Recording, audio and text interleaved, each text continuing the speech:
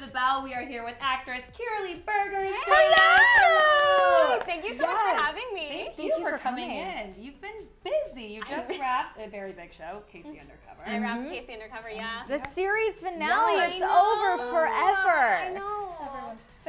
Everyone's crying about it. I know. There's so many questions regarding it, but I want to say really quickly, we were just talking about this. This is Kirrilee's first interview ever, which is crazy, right? It's my first on-camera interview. I think I may be more nervous than her now, knowing it's her first interview. I'm like, okay, Taylor, sit up. I know, we got to make it a really good experience for her. Okay, but don't worry, just relax. It's all good. Yeah, just relax. Like, hundreds of thousands watching. We're good though. Makes me feel great. Good.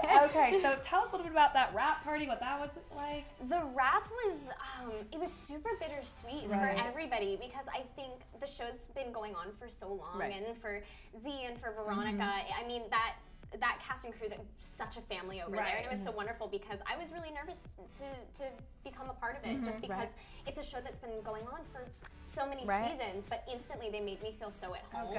But at the end, it was one of those things where, you know, they knew it was time, but it was also really hard to leave everybody that just becomes so much of a family. And even for, you know, the short month and a half that I was there, these people felt like my family. I was with them, you know, 12 hours a day, every single day. You know, I spent my birthdays there. Z's had her birthday there too. So there's so many monumental moments in your life were spent on Camille had his birthday there too. There were so many birthdays while I was there. Oh my goodness. That was like one big party. It was one big party, yeah, for sure. So as a fan of the show, one of my big questions was kind of, you know, why did it really end? I know obviously like Zendaya is getting older and pursuing other, you know, things in her career. And was it more of just like the storyline? It just worked perfectly to end where it did, or?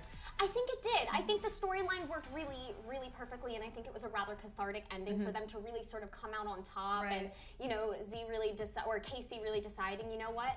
Education's really important to me, and I want to move forward and do that. And I think the ending with her speaking at her graduation as well was so moving and so cathartic, and it just shows, you know, follow your heart. Your heart will always guide you, and I think that's such a powerful message, and that's a message that Z always wants to send. You know, education is so important, as well as just following your heart and believing in yourself and trusting your own instincts. And because it's not always easy. I mean, you're an actress, obviously, in this industry. It doesn't always work out, right? Of course, yeah. You've got to listen to it here. Yeah, you have to let your heart guide you because, you know, your instincts are so important. You know, they will always guide you. Back to the wrap party really quickly. Who cried the most at the Casey Undercover wrap party? Quite honestly, there weren't a ton of tears. You know, it was really hard to say goodbye to everybody, but everybody was just so happy that we'd had this amazing end, and we had this fantastic show, and it was so successful. Everybody was just sort of celebrating together. I definitely cried though. I definitely cried. Oh goodness. Well, take us a little bit through your career, because you have some exciting news that we're going to talk about very soon. You guys better get used to seeing her face. It's going to be on one of, I don't know, the big 3 broadcast networks. Yes. CBS All Access. New mystery drama called $1. It was just announced this week that you're going to be in the show. So many questions, your character, what it's about, but let's start with how you found out the news that you're going to be on the show. Okay, so I had my screen test, and then I had to wait 2 weeks until I tell us what a screen test is, just for those unfamiliar. Yeah, absolutely. So obviously you have all of your in the room auditions. You work with the director, and sometimes you work with other people that they're auditioning as well for different roles. But then the final step is they'll do a screen test, where they put you in a room with a camera, and they see how your performance reads on screen, because sometimes it looks one way in person and maybe it won't translate. So they'll always do a screen test to make sure that everything looks perfect in the way they'd like it to on screen, and it also gives the network a bit of a test as to sort of how you handle a situation that might be under a bit of pressure, because it is very nerve-wracking. Oh my gosh. Terrified. Yeah. When there's the cameras turn on and people are like, and there's the camera, and there's the bright lights, and there's a million people in the room. So I did my screen test, and then I waited 2 weeks. And longest 2 weeks ever. And I was in the lobby of my apartment, actually waiting for the elevator to go up, and I got a call from my manager, and my heart stopped. I'm like, I know they're gonna tell me. They're gonna tell me. And I answered the phone, and instantly my manager goes, hold on. They like to play jokes. I know. Why? They didn't mean to. They didn't mean to. And they were like, hold on. And I went, oh no, I didn't get it. And then I realized one of my 2 agents was actually on vacation, so she wasn't in her office, so it was a little bit harder to connect her into the call. Okay. And he was And waiting you're in to the figure out how to elevator connect too. it. I know. I was still in the lobby. Oh, you're in the lobby. And they were like, okay, so we're calling from vacation, and we only call on vacation for good news. Okay. And I lost it. I started crying. I literally dropped. I fell on the floor. I had like groceries in there. I knocked them all over. I was on the floor hysterically crying, and there was one of the male women there, and she comes over. She goes, are you okay? Are you okay? Are you sick? Do you need us to call 911? I'm like, no, I'm amazing. I'm great right now. I'm really okay. I'm really good. My heart is so happy for you. It was such. I mean, it was so surreal, and I think even, I think it didn't really hit me until yesterday or 2 days ago when the cast was finally announced, because I found out with the rest of the world. I didn't know, and the first thing I saw was Leslie Odom Jr.'s picture. And now, as a musical theater gal, I screamed, I cried, I called my mom, I'm like, you're not gonna believe who's in it! You were theatrical? Yeah, right? Wait, so when does the show start then? Like, what's the next steps? Yeah, so I'm moving to Pittsburgh, Pennsylvania on Monday. Wow. Oh my God, things are moving really quickly! Literally moving. Yeah. Okay. I'm moving to Pittsburgh, Pennsylvania on Monday. It is filming in Pittsburgh. It's going to be freezing because it takes place in the summer. Freezing. And it's the winter in Pittsburgh.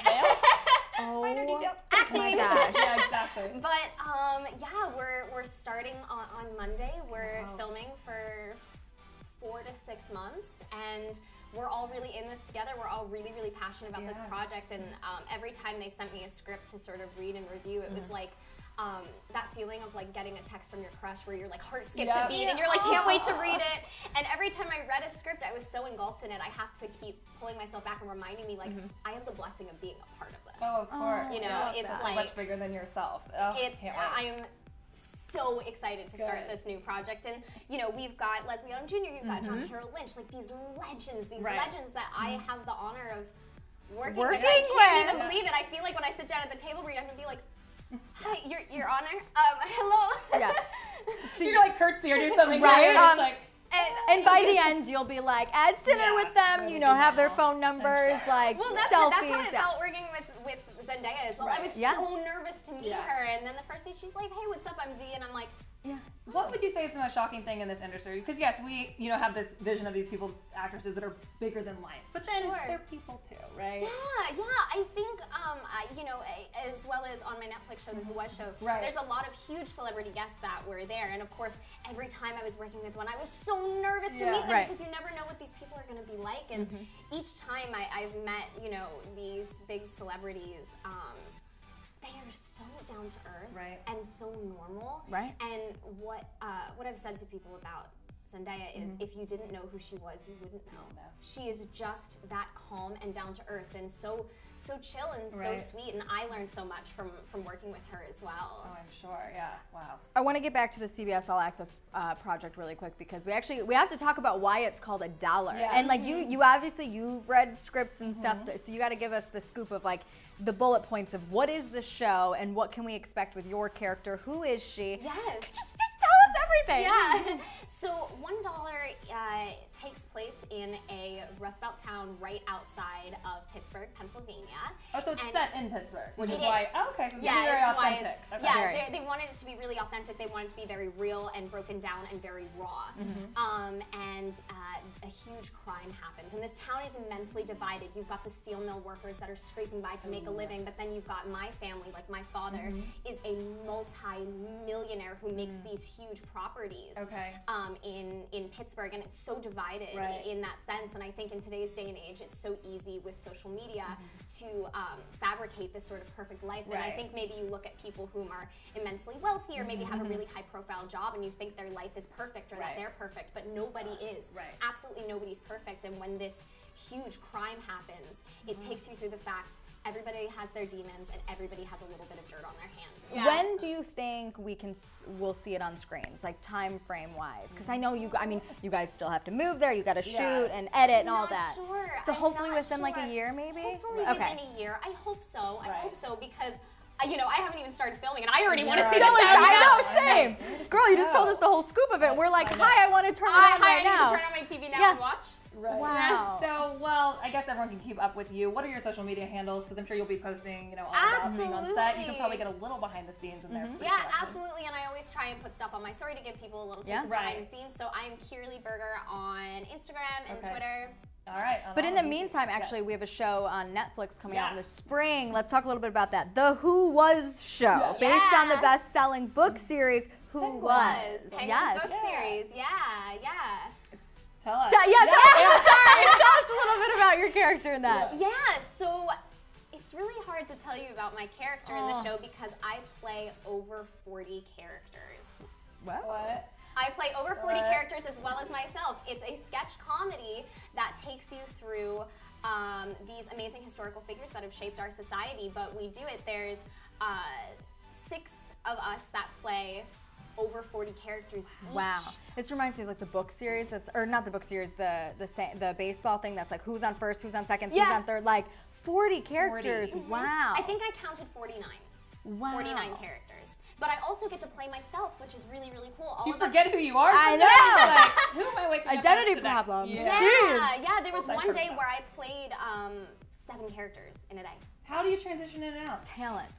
Well, I have certain things that I do to sort of get myself into the headspace of a character. I did it on Casey Undercover. I did it with Just Dead Magic, and I'm sure I will do that with $1. Is I like to listen to music that I think my character would listen to. That's smart. Yeah, so if I'm playing, you know, a character from like the 1800s, I'll find music from that time period, or if I'm playing, you know, somebody, you know, like a really like big burly guy, which I did do, I would listen to like heavy rock like Led Zeppelin or something like that to sort of get me in that sort of like mindset. But it really helps me, and also, you know, my father's a musician. I, you know, grew up around music. I'm a dancer as well, so music is a really easy way for me to tap into different emotions.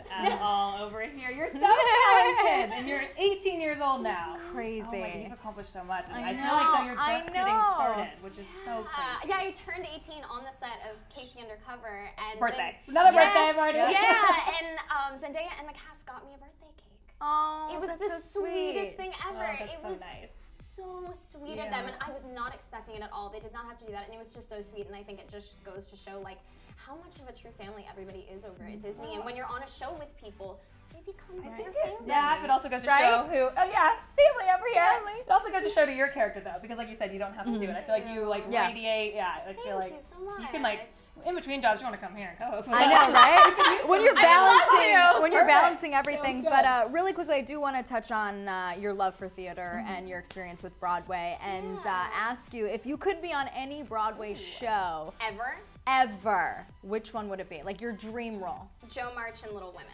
Okay. Yeah, and I played Jo March at my summer camp when I was 14 on the first show and 15 on the second show. Wow.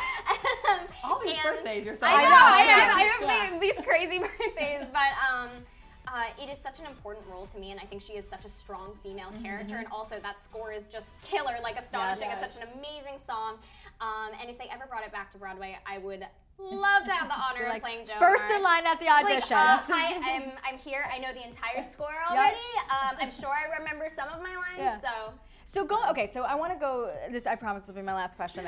But I just love talking to you. Going into, we mentioned a little bit before about the audition process and the screen test and all that. So you have this role that you know is your dream role. You really want it. You know you can do it.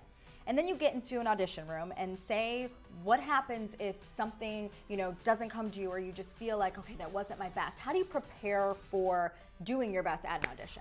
Yeah, so I think so often, and I did this for many years, I'll go into an audition with the goal of, I have to book this, I have to book this, I have to book this.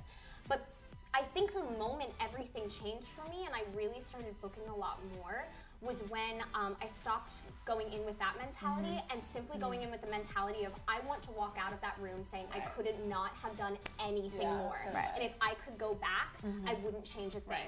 I just want to walk away feeling like I did my best. Because when you have that, you know, so much of it isn't even about talent. You know, let's say, you know, Meryl Streep had gone in for Regina George in Mean Girls. You know, she would have been amazing, but she clearly wasn't going to get the role because she just wasn't right for the part. And sometimes that's a part of it. You know, sometimes a director will, you know, very clearly envision a blonde, and you know what?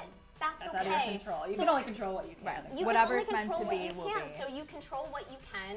You go in, you attempt to do your very, very best, and then that's it. That's all you can do, and that's out of your hands. And if you walk away feeling proud, that feeling of, you know, rejection and that, you know, really taking it very hard, will sometimes be a little bit slightly alleviated. Right, of course. You know, and of course things still hurt because you're in this business because you have such a burn for it and such a passion for it. Right. But sometimes it really helps to step back and say, you know what, I didn't get this part, but I did my best. And sometimes when, you know, you don't do your best, because it does happen.